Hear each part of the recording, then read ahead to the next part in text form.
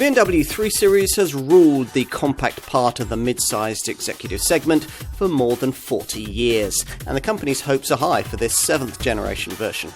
It's smarter, slightly larger, more efficient, and considerably higher tech. All the things you'd expect, really.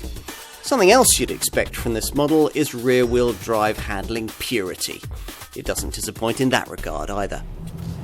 Much is familiar here. A front-engine, rear-wheel drive formula with near-perfect 50-50 weight distribution has defined the 3 Series to date, and this 7th generation model doesn't deviate too far from that script. But also, much is different. The company's xDrive 4-wheel drive system is more widely available across the setup, and BMW's engineers were given permission to add more of a sporting edge to this G20 design, being aided in that quest by this Mark 7 model line's adoption of the aluminium-rich cluster architecture platform, these days used by the brand's larger models. This has provided a platform that's 25% stiffer, and it's been a major contributor to weight savings over the previous F30 series model of up to 55 kilos. From this optimum starting point, the development team then added in a whole range of handling updates, with the most significant addition being the special so-called lift-related dampers. These clever shock absorbers incorporate structures that provide extra damping at the extremes of wheel travel and are standard on all models, allowing quite a firm sporting setup to be adopted, but also one able to deliver a fluent ride over tarmac imperfections.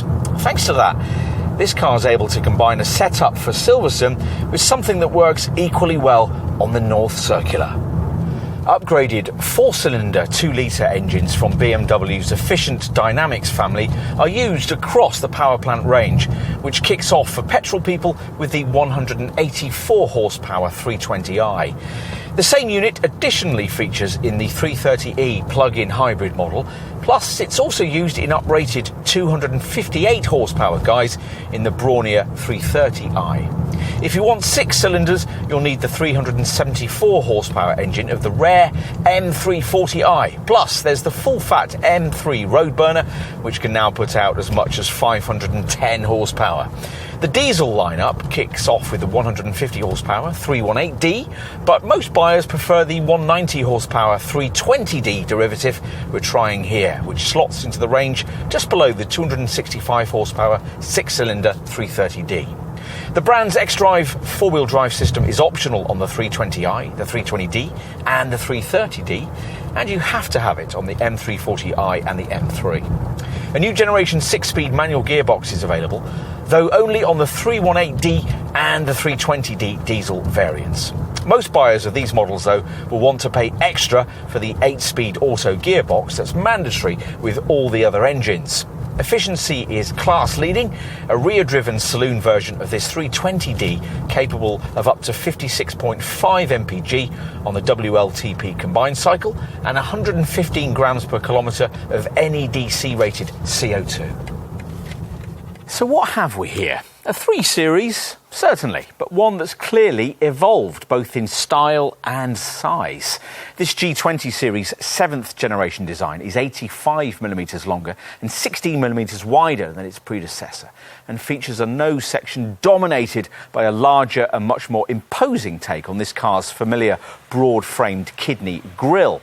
From the side, you get a better feel for the extra 41mm of wheelbase that's been added in this time round. And there's a cleaner, more modern look at the rear too, where surface contours flow into slim LED tail lamps, now featuring darkened lenses. OK, let's take a seat up front, where for the first time in a 3 Series, you're guaranteed the feel of a proper luxury car, even in the lower echelons of the range, surrounded as you are by widescreen, chrome-garnished, expensively elegant cabin architecture.